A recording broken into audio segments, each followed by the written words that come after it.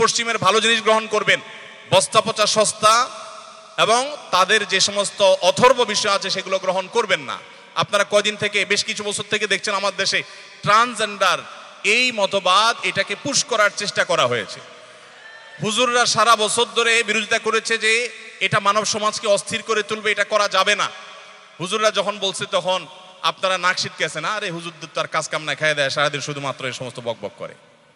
যখন মার্কিন president Donald Trump দাঁড়িয়ে বললেন যে there is no gender, male এবং ফিমেল ছাড়া কোনো প্রকার জেন্ডার বলতে কিছু নাই, সব বাদ। ইউএসএইড যখন এখানে যে সমস্ত এনজিও গুলো এই শয়তানিগুলো করতো, এদের ফান্ড দেওয়া সব বন্ধ করে দিল, এরা তলপা গোটায় দেশের বাইরে যাওয়া শুরু করে দিল। এখন আপনার বুঝে আসছে হুজুররা যেটা বলছিল ওইটা ট্রাম্প সাহেব বলার পরে এখন মনে হচ্ছে বাহ, খুব যৌক্তিক কথা।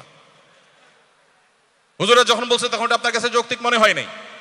ফ্যামিলি প্ল্যানিং এর নামে, পরিবার পরিকল্পনার নামে মানুষ জন্মের হার কমতে কমতে আমাদের দেশে যে পর্যায়ে আসছে, প্রেডিকশন বলছে যে আর 10-15 বছর পরে আমাদের দেশেই ক্রাইসিস তৈরি হবে, দেশ চালাবার মতো মানুষ পাওয়া যাবে না, বুড়ো দিয়ে ভরে যাবে দেশ।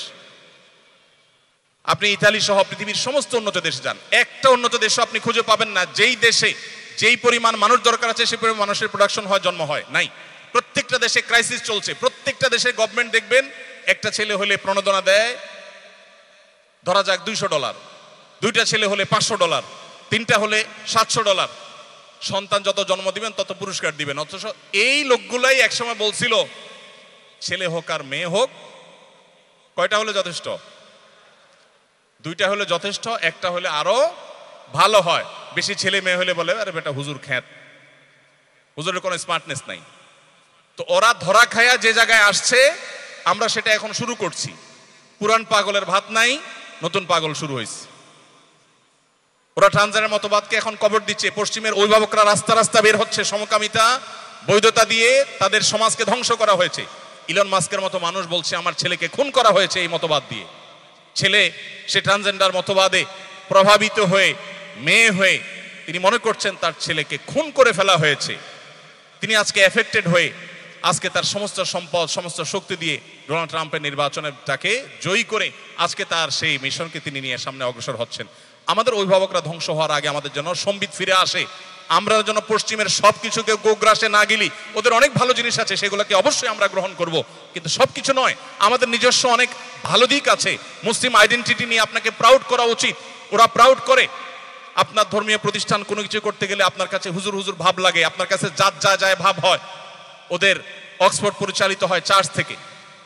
ওদের ধর্মচর্চার ব্যাপারে, ওদের নিজের ধর্মকে ধারণ করার ব্যাপারে তাদের মধ্যে কোনো হেজিটেশন নাই, কিন্তু আপনার মধ্যে হেজিটেশন আছে মুসলমানের মধ্যে। এই জায়গাতে আমাদের বড় ধরনের পরিবর্তন আসা দরকার।